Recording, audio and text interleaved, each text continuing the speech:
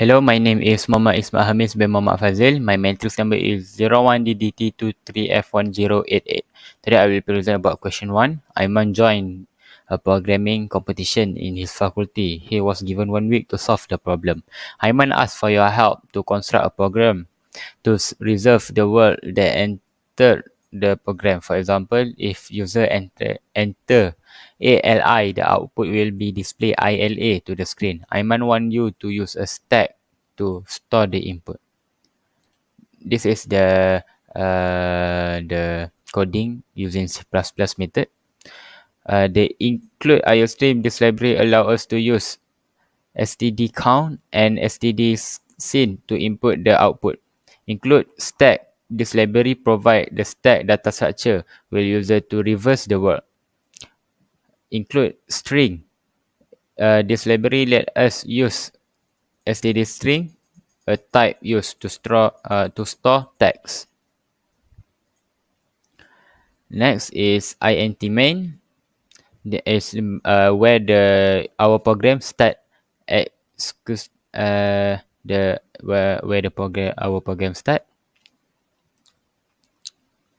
For the std stack charge letter, we declare the stack name letter. In this stack will store the characters. Std string input. This declare string variable call input to store the word entered by user. Next is std count. Enter the word to reverse. Next is std scene to input from user. Next is for char input letter push ch. The loop through each character letter in the input word. Each letter add for push into the letter stack. When we push into the stack, it gets stored on the top of letter that already there. Next is std count reverse word. While letter empty, std count letter top, letter pop.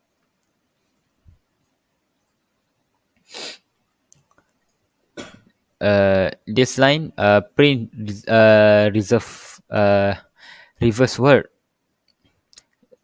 to let user know that reverse word about to be displayed. This is the output of the code that I have finished. We enter ALI and the reverse word will be ILA. Assalamualaikum and greetings for everyone. My name is Muhammad IKHWAN bin Muhammad JAMAIN, number matrix 01DDT3F1144. So today I'm here to take part in this mini project data structure. So my turn is to explain about this question too. So let's read the question. You are hired to develop ordering system for XYZ restaurant. The system should use the FIFO concept to manage food orders. When a customer places an order, it gets added to a stack of orders in the kitchen. To handle the orders, you decide to use a queue linked list data structure, where each node in the linked list contains a stack of orders for one node, for one customer. As cooks complete each order, they pop it off the stack, display it on the screen and prepare it for delivery to the customer. Write a C++ program to stimulate the process. So this is our coding. So I will explain you guys each by each coding. So this part struct qnode until this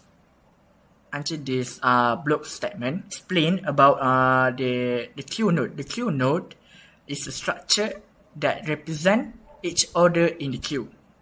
So order details is store the details of the order as a string And then this next is point to the next queue node in the queue. So this order details with the order information and sets next to null pointer, meaning it doesn't point to any other node initially. So the next one is class queue. This one until this statement explain about the class represent the queue itself, which store multiple order. So this front point to the first node in the queue, and this red is point to the last order in the queue.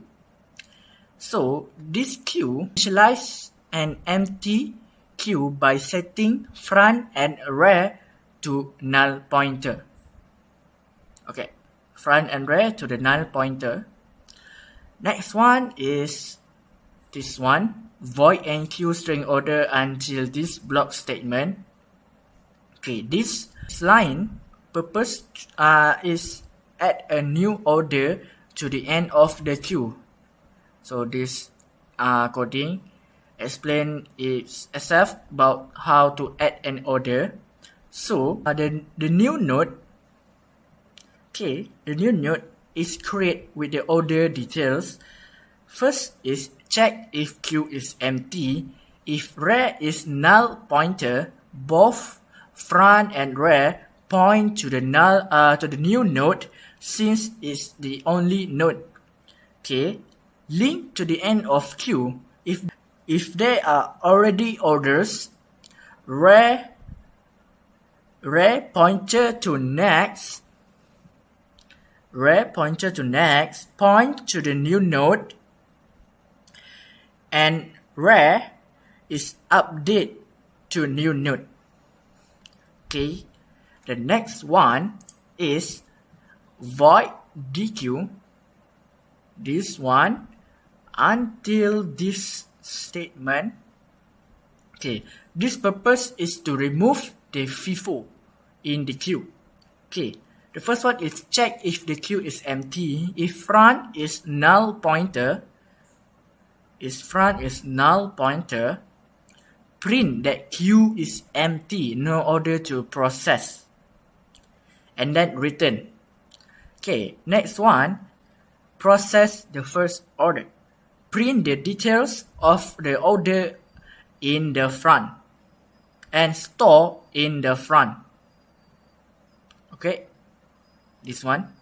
Next is move front, update front to point to the next order in the queue. This one, if front becomes a null pointer, the queue now is empty. Red is also set to null pointer. Okay, this one is to delete the process order, free the memory used by temp the old front order. Okay, the next one is this one until this block statement. This one is to display all pending orders. Okay, first one is check if the queue is empty. If front is null pointer, print no pending orders and return. Okay, this one is to display each order. We use a loop to go through each node from front to the end null pointer, printing each order details. Okay, the next one is next one is queue. This statement first is to automatically call when the program ends to clean up the memory. Okay, this part runs the menu driven system where the user can add the process or view the orders.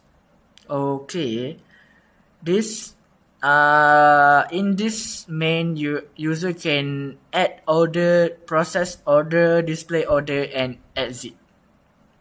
Okay. Okay, right now back to me to explain about the output for this coding. So this one is our output. Okay, right now I will explain you how we got this output from this coding. Okay, from this section, the program starts by showing the main menu with 4 options. 1 is add order, 2 is process order, 3 display pending orders, and 4 is exit. So this menu will repeat after each action until the user choose to exit by selecting option 4. Okay, the user selects 1 add order and it's prompt to enter the order details like this. The program will ask you to enter the details and then the user will input like this burger and fries, and then the order burger and fries is added to the queue. The output confirm that the order was added like this. Order added to the queue, burger and fries. And then the menu will display again. And the user select option 1, add order. Add another order. Okay, the user right now enter pizza as the order details. So right now pizza is added to the end of the queue after burger and fries. So right now the output confirm that pizza was added right now. Order added to the queue, pizza. Okay. Next, the menu display again and the user select option 1 to add order, add another order. Okay. Right now the user enter pasta as the order details. Okay, right now pasta will added to the end of the queue after burger and fries and pizza. The output pasta was confirmed from this order added to the queue pasta. Okay, in this section, the user select option 3, display pending orders, to display all the pending orders in the queue. Okay, from this output, we can see the pending orders in the queue is burger and fries, pizza and pasta. Okay, this confirms that the queue follow a FIFO concept. First in, first out structure, where orders are displayed in the order where orders are displayed in the order they were added. Right now, the user select the 2 options to process to the next order in the queue. Okay, the user input the 2. Okay, the system remove the first order, burger and fries, from the queue and display it in the process order. Right now, the user enter the 2 into the system and the system will output the processing order burger and fries. Okay, this is how the FIFO concept work. The first order added is the first one processed. Okay, right now, the user enter 3 options to display the remaining pending orders. Okay, the system show the order still in the queue like this, pizza and pasta. This confirm that the burger and fries was successfully processed and removed from the queue, leaving pizza and pasta in the pending orders. Okay. Finally, the user select option 4 to exit the system. The program display a message indicating that the system is existing, like this. The user enter the 4 and the output for that input is right now. That's all from me. Thank you. Bye-bye. Assalamualaikum warahmatullahi wabarakatuh. My name is HAKIM bin NORSHAM and my metric number is 01 DDT3A 1114, and I will be explaining to you question number 3. So question number 3, the question asks us to write a C++ program to show implementation of binary search tree using linked list. Your program must include basic operations in binary search tree, including creating BST, inserting item into BST, deleting item from BST, and display data. Okay, so it's the coding that I've write myself. Okay, so first thing is tree node. Tree node is a structure that represents a single node in the binary search tree. Each node, the key, the value stored in the node. Example, an integer. So left child, a pointer to the left child node, and right child, a pointer to the right child node subtree. Okay, next, the constructor. Tree node in value. Initialize the node with a given value and sets both children to null pointer, meaning no children at the start. Okay, next, binary is a class that manages the binary search tree. Root node is a pointer to the root of the tree, and it initialized as null pointer empty tree in the constructor. Okay, so next, the insert node. The insert node functions adds a new node with the given value to the tree. The function works by comparing the value is smaller. By comparing the value with the current node. Right here, so current to key. So if the value is smaller, it goes to the left subtree, which means left child, and if the value is greater, it goes to the right child. Okay, so if the position is empty, for example, the current is null pointer, it creates a new tree node with the given value and returns it. This process continues until the correct position for the new node is found. Okay, now move on to the delete node. Delete node is used to remove a node from the tree. There are three main cases when deleting a node. Node has no children, simply remove it by turning null pointer. Node has one child, remove the node and return its only child. And lastly, node has two children, find the in order successor to the smallest node in the right subtree, replace the node to be deleted with the in order successor value, then delete the in order successor. Okay, next, the find minimum value node function find the smallest value in a given subtree. It keeps moving to the left child node to left child until it reaches the leftmost node, which is the minimum value node. Display in order performs an in order traversal of the tree, which means visiting the left child, then the current node, then the right child. This results in the nodes being displayed in ascending order if the tree is valid binary search tree. Okay, and lastly, we move on to the binary tree.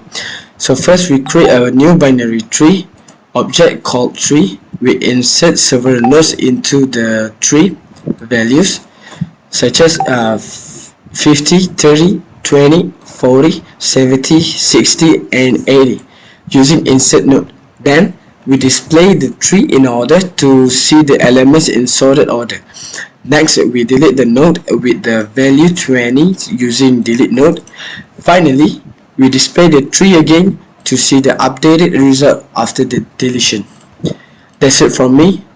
Thank you, and I'll pass to my friend ADDIN for Yeah, for my friend Aden for the question 4.